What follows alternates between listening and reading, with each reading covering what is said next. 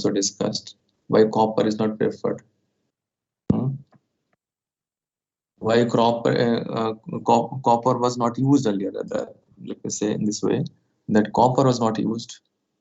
Aluminum was used, even though our resistivity of aluminum is higher, 2.8 versus 1.7. These are the problems in copper. Here, the copper atoms diffuse into the silicon, and dielectrics destroying the transistors. Means you have copper wire, and it will be surrounded by, mostly at the top and the bottom at least, will be silicon dioxide to isolate it from other lines. So it easily diffuse into the silicon, and it destroys the dielectrics. Not desirable phenomena. Okay, the processing required to each copper wire is tricky. It is not easy to process the copper. How processing? I mean to say, what do you mean by that? So you want to apply metal layers. Yes, patterning, good. Patterning. Once you are applying the, let's say, metal 1 or metal 2 layer, what you do on the silicon dioxide, you'll be doing the blanket deposition of copper. On everywhere it will be done possibly. And then it will be patterned. Wherever you don't need, you have to remove it. Mostly this way it is done, because it is in the form of evaporation. Okay, this form of evaporation. Copper is evaporated, aluminum is evaporated, and then through etching process you can remove from those places where you don't need. And hence etching and all is difficult in this case, in case of copper compared to aluminum. Copper oxide forms readily and interferes with good contacts. Care must be taken not to introduce copper into the environment as a pollutant. It pollutes the characteristic or behavior of the dielectric, that is nothing but SiO2 in our case, mostly SiO2 in old processes. So that was the problem. So aluminum was preferred, but later on in 1997, first IBM used copper, but after a lot of precautions, means copper has to be put under the cover, means top layer will be something, I mean around a top layer, this may be different material, okay, conductor of course, and in between you will have the copper. So processing is very difficult. Top and bottom you will have different material. I mean you have to surround it with another kind of material. That material is called titanium nitride, barrier metal. We call it barrier metal. A barrier metal layer must completely surround all copper interconnect, since diffusion of copper into the surrounding materials would degrade their properties. There means the SiO2 or insulating materials. For instance, silicon forms deep level traps when doped with copper.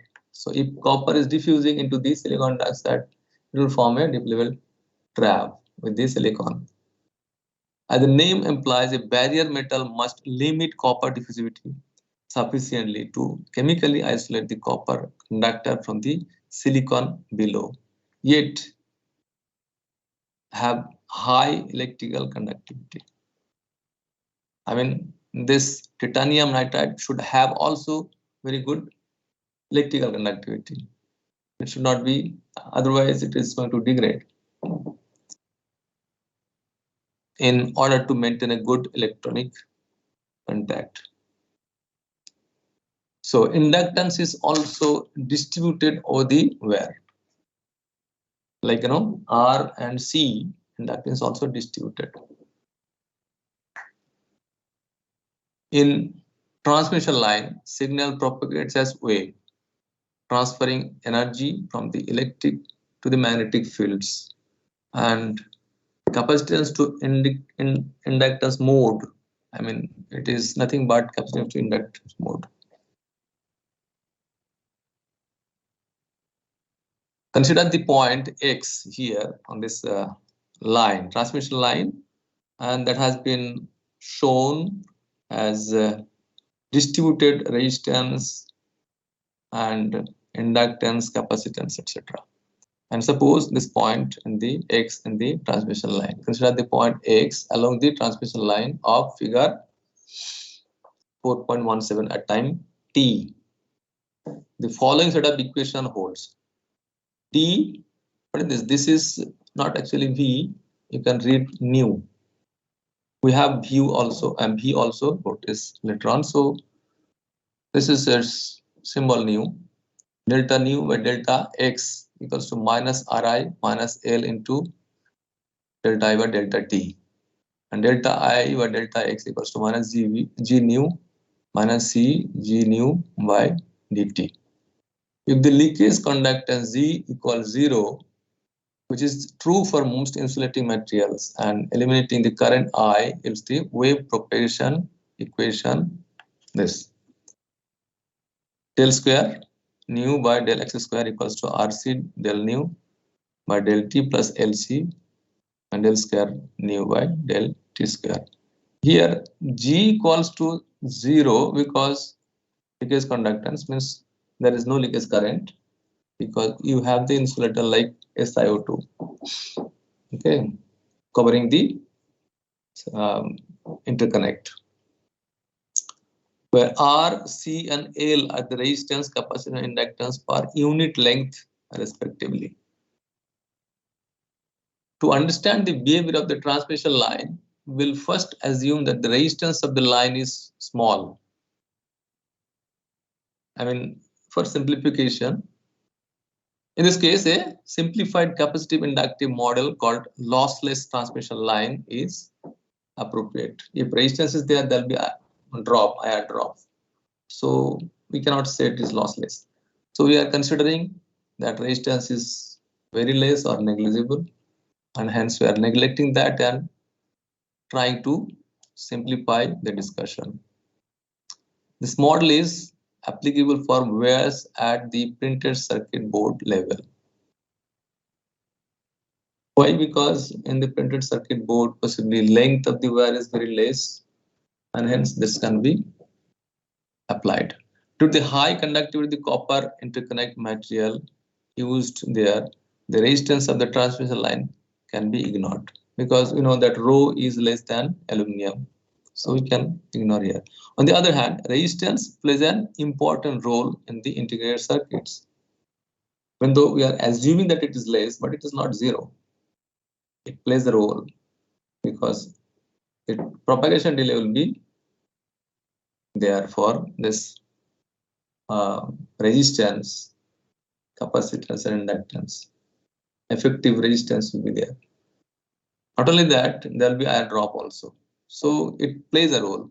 And a more complex model called the lossy transmission line should be considered for more accuracy. For the lossless line, this is the equation. Del square nu by del x square equals to LC del square nu by del T square equals to 1 upon del nu square into del square nu by del T square. A step input applied to a lossless transmission line propagates along the line with a speed, the speed nu, given by this, by the equation 4.11 and repeated below. This equation you have seen, nu equals to 1 upon LC, square root of LC. Yes or no? Have you seen this equation? Kartik Rai? Yes, sir. This all part you have gone through, and all of you have understood, so that I can go fast. Yes, sir. Yes, sir. Yes, sir. This all, and if understood, then I'll go fast. It is talking about the previous equation what we have already discussed. If you want to see that, I can show you. This was, it was written LC equals to epsilon mu. This equation was there. I think Yes, it is 4.11. I'll go and show you. You might have, many of you are not paying attention. So I'll just show you that equation. We have discussed already. Yeah, here is the equation. Nu equals to 1 upon square root of LC. Okay, equals to 1 upon square root of epsilon mu, because LC equals to epsilon mu. That also we have seen in earlier equation, where which can be written as C naught by square root of epsilon r, epsilon mu r, where C is the velocity of light. Anyway, we'll go back and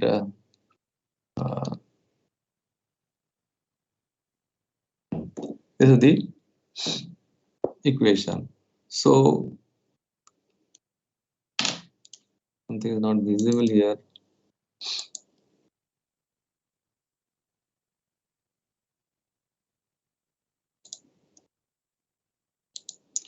So propagation delay per unit wavelength TP of a transmission line is the inverse of the speed. Okay, so obviously TP can be written as 1 upon nu, this thing, that is square root of LC. So value of capacitance and inductance is going to affect the circuit speed or propagation speed, you can say. Okay, propagation speed to the interconnect. Let us now analyze how a wave propagates along a lossless transmission line. Did you understand this point? Should I go ahead? All of you tell. Yes, sir. Yes, sir. Yes, sir. So the same equation I am repeating. This requires the following current. Current equals to dq by dt, and which can be written as C dx by dt into V. Actually, what you are writing, this thing equals to this thing, and you are getting C nu V. Here this is voltage, C is the capacitance, V is the velocity, dx by dt, because you have considered this small distance dx here at this point, here onwards to this point. So you get I equals to square root of C by L into V. Okay, so the propagation speed of the signal dx by dt equals to nu. This means that the signal sees the remainder of the lines as aerial impedance. From here, say here onwards, there are voltage, and in this side, voltage has not yet reached, because there is a capacitance distributed. You know, the capacitance is distributed everywhere. So this capacitance has to be charged. Then only right side will have the voltage. So that is the concept here in this point. All currents are equal to 0 at the right side of X, while the voltage of the line equals V at the left side. This side you have the voltage from here. But right side there is no voltage, because you have to charge one capacitance C. An additional capacitance CDX must be charged for the wave to propagate over an additional distance dx. So this diagram is very explanatory and easy to understand. I hope you have understood. So we'll go ahead and see. So Z naught, which is called the impedance, characteristic impedance of the line, transmission line. So is nothing but V by I, voltage by I, as usual. I mean, in case of resistance or impedance, we know voltage by current is the value. So we write this. This is understood. Square root of L by C. Can we understand from this equation or not? Yes. I Yes, sir. equals to square root of C by L into V. So from here, from 4.27 we get Z0, which is characteristic impedance of the interconnect, or transmission line rather. Let us use the terminology transmission line. For us, of course, interconnect, because we are dealing with circuits mostly. So we write 1 upon C nu, where nu is the velocity. Remember that. We have written here. So this impedance, called the characteristic impedance of the line, is a function of the dielectric medium. As you know, epsilon is there, mu is there in this equation. So it is dependent on dielectric medium and the geometry of the conducting wire. L is also involved in this, inductance and capacitance, and is independent of the length of the wire and the frequency. That is, that a line of arbitrary length has a constant real impedance is a great feature, as it simplifies the design of the driver circuitry. Typical values of the characteristic impedance of wire is here and this. I think you are studying some other subjects, electromagnetic theory, etc. In that, you will be seeing that 50 ohm is the characteristic impedance of antenna. Yes or no? Yes, sir. Are you studying that? Sir, this subject is already over in last semester. I think you are knowing all those things, so I can go fast. What do you say? Yes, sir. Yes, sir. I'll go fast. Yes, sir. So reflection coefficient is defined as r minus z naught by r plus z naught. Okay. See, r is the resistance here, terminating resistance. Okay, load resistance, you can say terminating resistance here, and it is defined this way. Here, the total voltages and currents at the termination end are the sum of the incident and reflected. See, a total voltage is V and incident voltage is V INC, V incident, within parenthesis 1 plus rho. Rho is the what? Reflection coefficient. Okay. In case of current, it is this. So 3 cases have been shown here, and then massed termination means your R equals to Z naught. That is the characteristic impedance. That is output is or output end of the impedance is matched with the characteristic impedance of the line. So what will happen in that case? That no reflection. What is the value here? No reflection will be there. What is that rho? Rho was there. Rho was equals to r minus z naught by r plus z naught. Okay.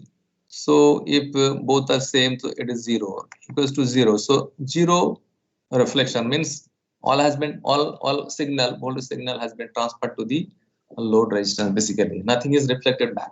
That is what meaning here in the first case. An open circuit means here is infinite. Resistance is infinite. In that case, what will be the value of this? It is 1 or not? Infinity by infinity. Okay, 1. So what will happen in that case? What will happen in that case? It will be reflected all. The total voltage waveform after reflection is twice. V equals to V incident plus 1 plus rho. This is 1, so it is becoming twice. And third case is here when it is grounded. The end of the transmission line is grounded. So here R equals to 0. If R equals to 0, then what do you get? Is minus 1. Rho is what? Minus 1 or not? R minus Z naught by R plus Z naught. So it is minus 1. So the total voltage waveform after reflection equals 0. It is simple to understand that you are sending a signal here, whatever is, and if you are shorting it, obviously it will be 0 voltage at the end. Without much thinking, you can think in this way also. Anyway, the transmission behavior of the complete transmission line can now be examined. So this you understood. Should I go ahead very quickly? Yes, Karthik Rai. Yes, sir. These all are simple. You might have studied in electromagnetic theory earlier. So I'll skip. This understood. Video Yes. was there. I hope you have studied and you have understood all those points. And it was thoroughly discussed in those videos. Yes. Are you understanding or understood? Seeing the video? If not, you tell me. I'll discuss. If not understood. Should I go ahead? Karthik Rai, Yes, sir. Prajwal. Yes, sir, we should go ahead. Okay. So this is also discussed thoroughly. I am going a little fast and tell me where I should stop. Understood? You see ringing, overshoot at the destination, all everything is understood. This all you have understood. The discussion, complete discussion. Sir, Yes. slides before, if you can do. Which one?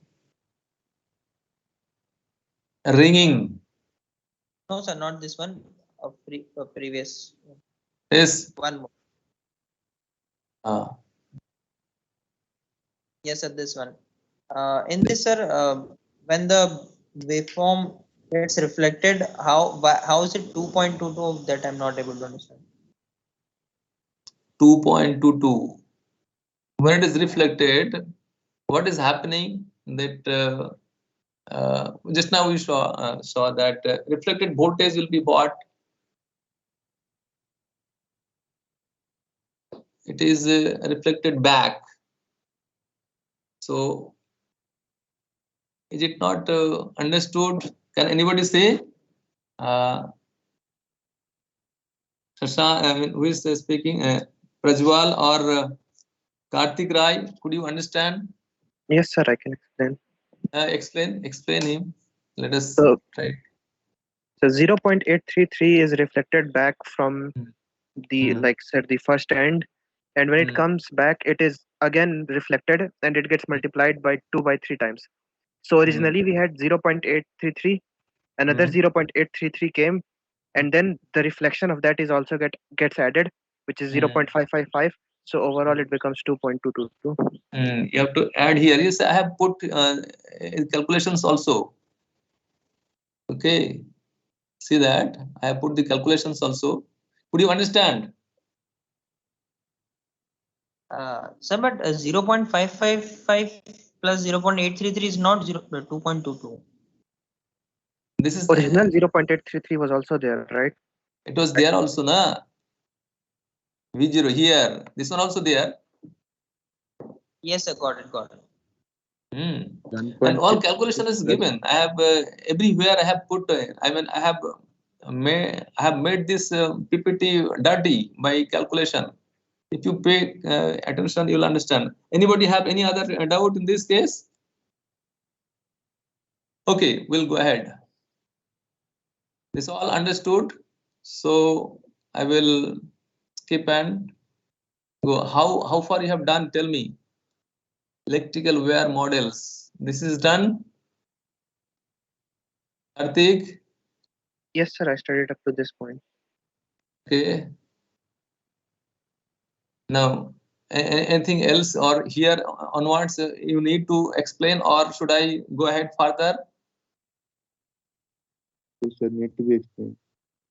Okay. Yes, sir. Here onwards we'll start discussion in a slow manner. Okay. What is here? Inductive coupling, capacitive coupling, and power and ground. 3 diagrams is given here. Noise sources. In the digital circuits, we say noise will be affecting, and whenever you will do some research, possibly in future, then noise you have to estimate. For example, if you go for memory design, 60s RAM cell or any kind of memory design, you have to consider the particularly the static noise margin and read static noise margin. Okay, we say hold SNM and read SNM. Okay, so noise margin why at all so important? In case of SRAM circuit, it has to be measured and its value should be very high. I mean, it actually indicates how much noise it can tolerate. First of all, where there should be any noise, and we are going to study here the sources of noise. The inductive coupling, capacitive coupling creates the noise. Okay, how? That is what we are going to discuss. An unwanted coupling from a neighboring signal where to a network node introduces an interference that is generally called crosstalk. So this terminology you must remember. The resulting disturbance acts as a noise source and can lead to hard to trace intermittent errors. Since the injected noise depends upon the transient value of the other signals routed in the neighborhood, means one, this is your circuit possibly, okay? This is your circuit here, and another line is going by the side of it. Suppose another line is going. So inductively, this will be coupled with this one. Okay, you know that every line is having inductance as well as capacitance. In this point, we are discussing inductive coupling. Yes, if current flows to a coil, what happens? Can you recall Fleming's rules, etc.?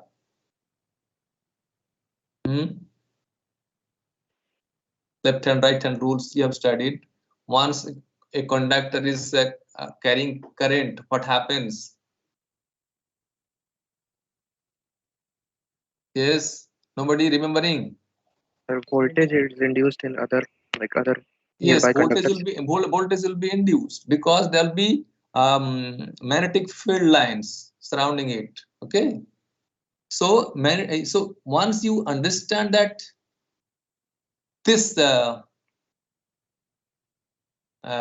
line, transmission line, or simply to say interconnect, is going to be influenced by the other one. So this is what inductive coupling. Similarly, capacitive coupling also may happen. Okay, so this is what is crosstalk. In integrated circuits, this inter-signal coupling can be both capacitive and inductive, as shown here. Two things is shown here. The potential impact of capacitive crosstalk is influenced by the impedance of the line under examination. If the line is floating, the disturbance caused by the coupling persists and may be overshared by subsequent switching on adjacent wires. If the wire is driven, on the other hand, the signal returns to its original level. What is meaning here? Meaning by this? What do you understand by floating capacitance or floating capacitance or grounded capacitance? Suppose this is one point, this is another point. If none of the points, suppose this is a inverter, this is another gate, whatever is. This kind of connection of capacitor is called floating. But if it is connected like this with the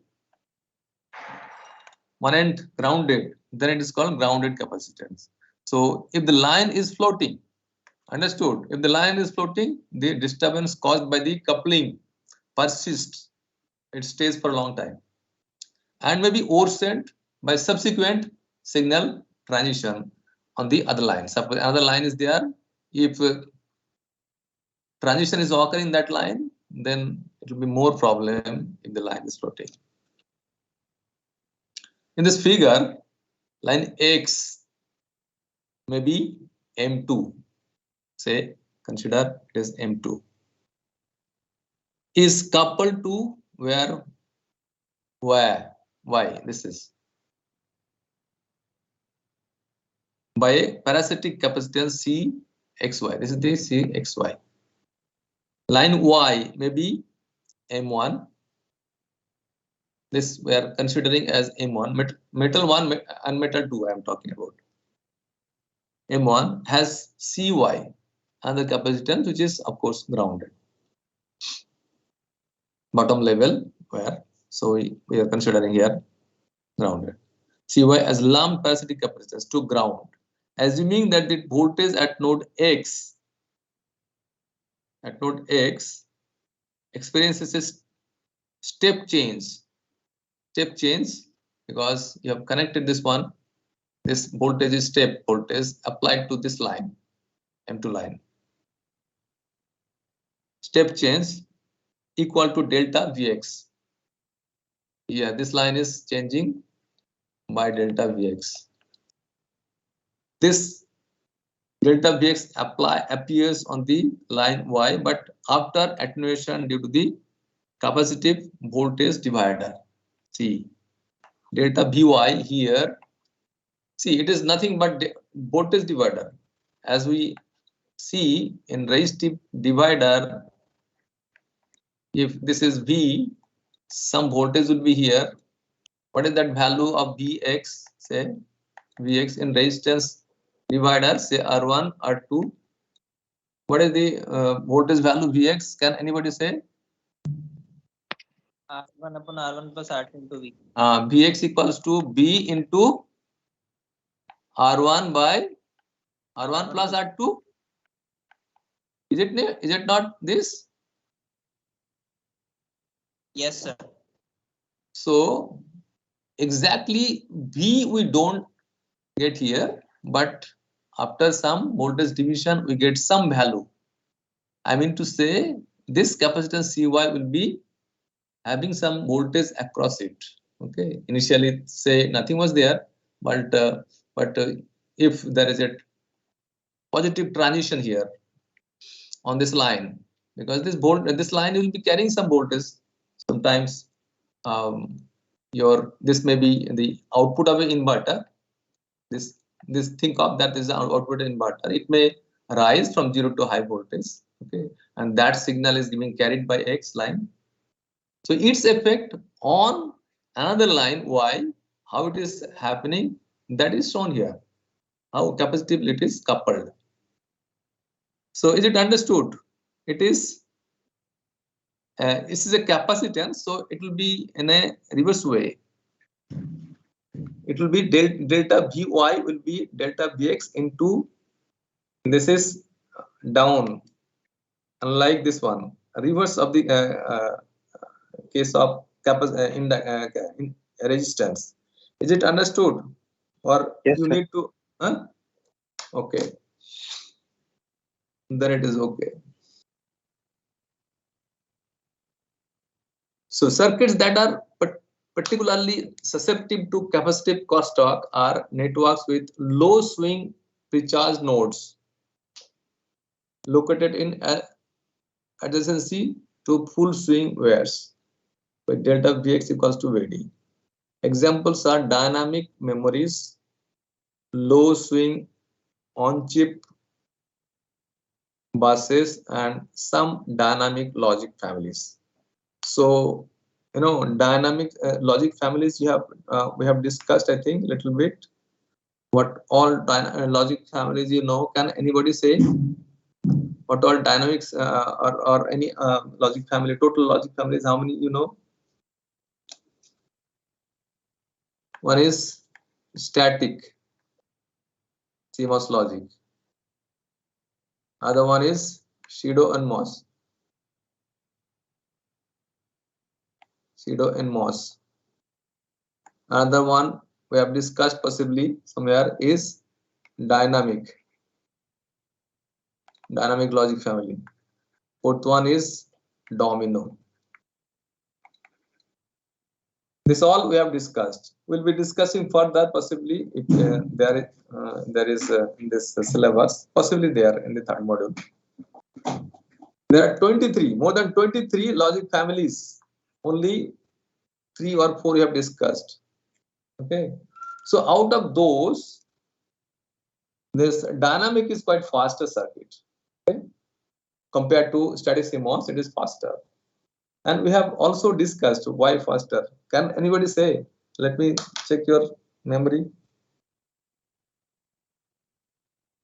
No idea. Nothing remembering. Sir, because there is only one input.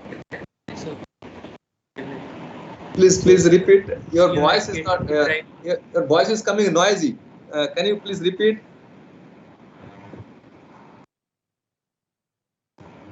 Sir, because in case of dynamic, sir, only one input needs to be driven. Yes, very good. In Very case good. of static, there is two. Your name is?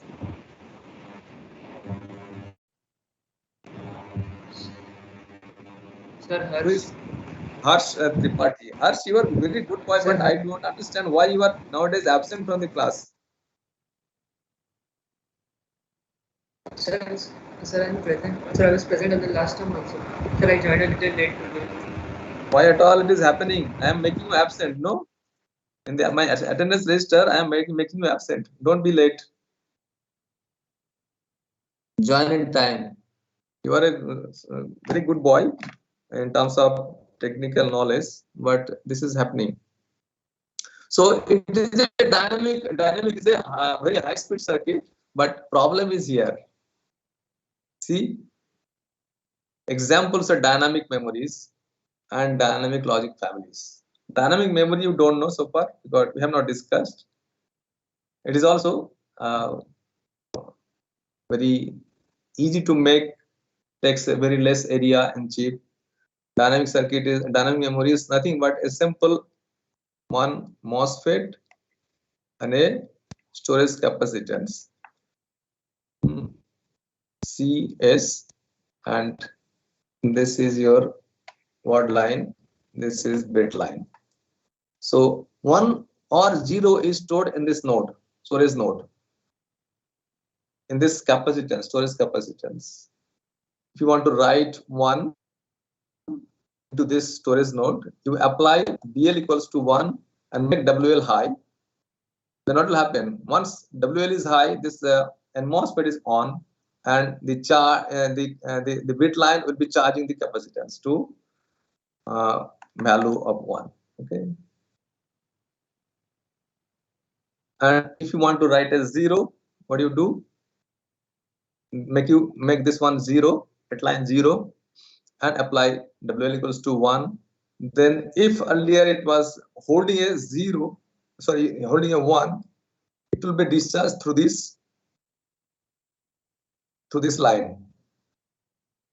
Understood? This is the writing method of dynamic memory, DRAM. Okay, but since it is a storage capacitive stored value, there are problems. Problems is that this storage node may lose its charge because of the leakage currents. You know that MOSFET is having a lot of leakage. That is first thing. Moreover, this may be capacitively coupled, as our point of discussion is this one only.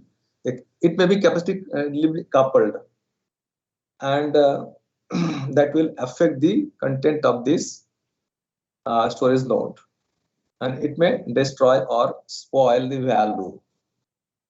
Okay, suppose it was holding a 0 at a point of time, and one line is going through this, and there is a huge transition here. Okay, hence delta V, I mean, here some voltage will be induced, or you can say this will be charged because of this capacitive coupling. Could you understand? If a line is going, obviously it is going to have a capacitance. That capacitance is going to disturb this charge stored value. Is it understood, Harsh Tripathi? Yes, sir. Anyway, so it is prone to disturbances. Explain interware capacitance and crosstalk with an example of dynamic circuits. This is what I have discussed earlier, which is shown here. I have explained the read operation, write operation, hold operation also. See the videos, it is all given nicely and explained.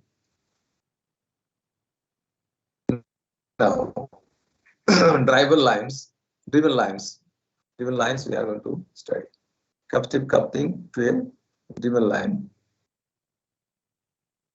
If the line Y is driven with a resistance Ry,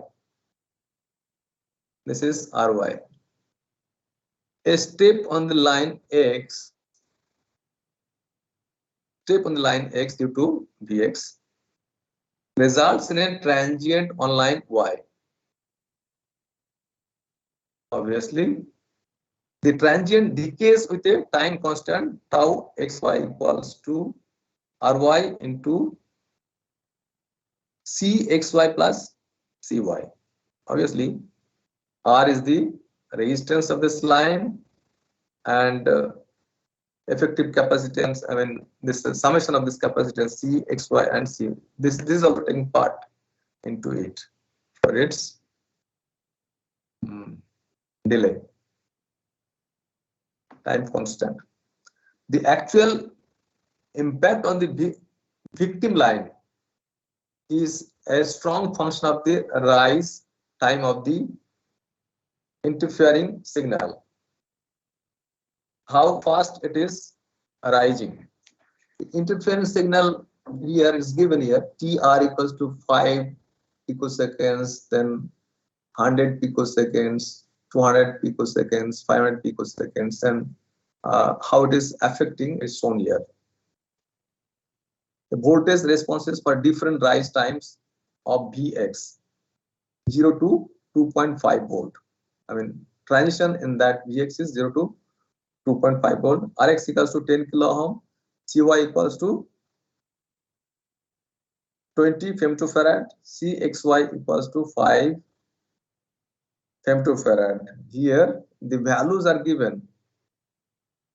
Here these values are given. Okay. What is the Rxy? Rx is equal to 10 kilo ohm. 10k.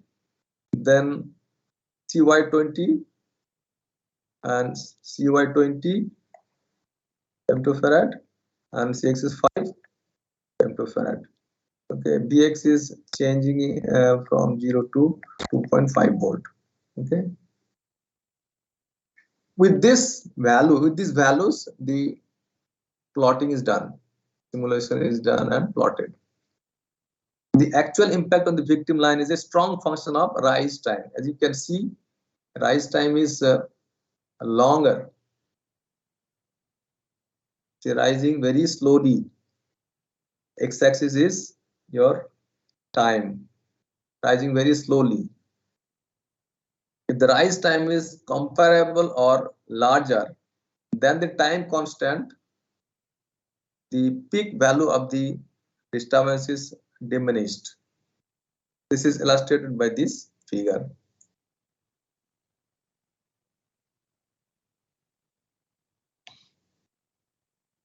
Obviously, keeping the driving impedance of a wire and hence tau xy low goes a long way towards reducing the impact of capacitive crosstalk. What it is meaning? Keeping the driving impedance of the wire low. Obviously, keeping the driving impedance of the wire and hence tau xy low goes a long way towards reducing the impact of capacitive crosstalk. The keeper or leader transistor adds to a dynamic gate or precharged wire is an excellent example of how impedance reduction helps to control noise. What do you understand by this plot? I mean, this PPT. Tell me. If you have gone through, somebody has gone through this video. This part of the circuit we have discussed earlier. It is nothing but dynamic inverter.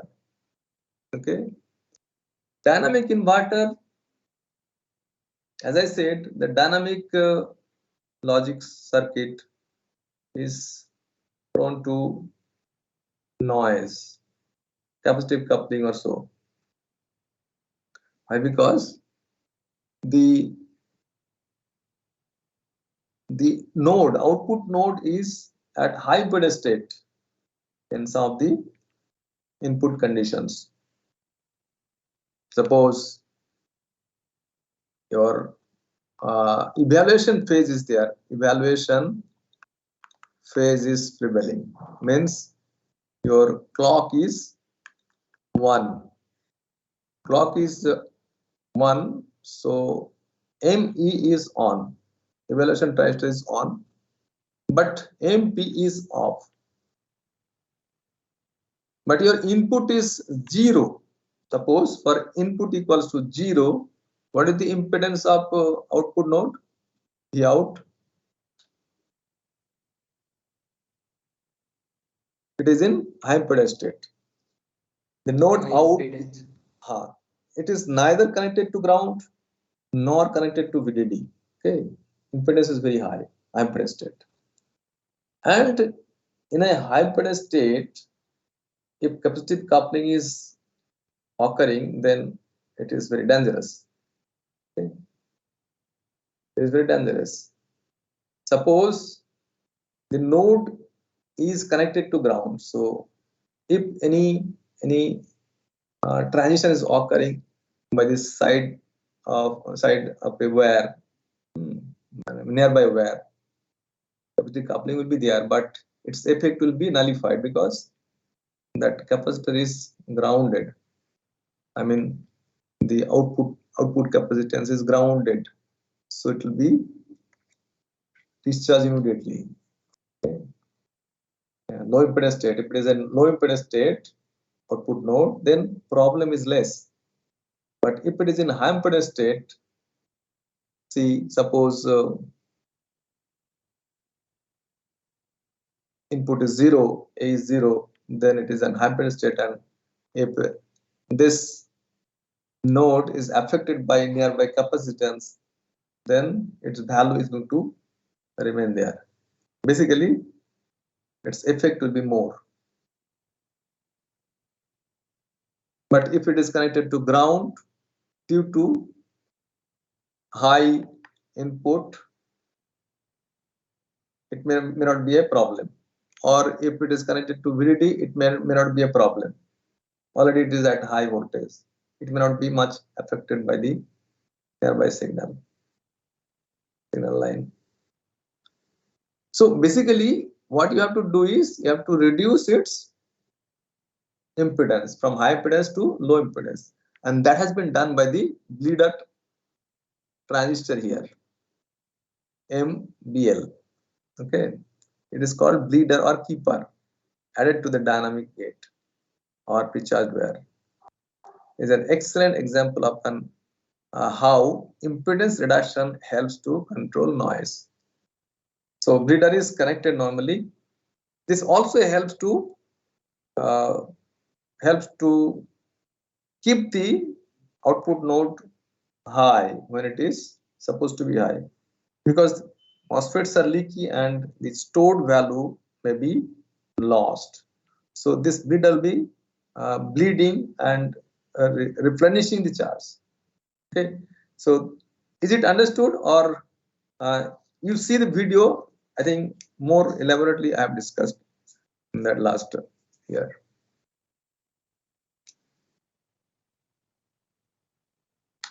Here, list out the design techniques for dealing with capacitive crosstalk, following the design techniques for dealing with capacitive crosstalk. So somebody was telling something. Time is over. Yes, Prajwal? Yes. Okay, we'll start from here.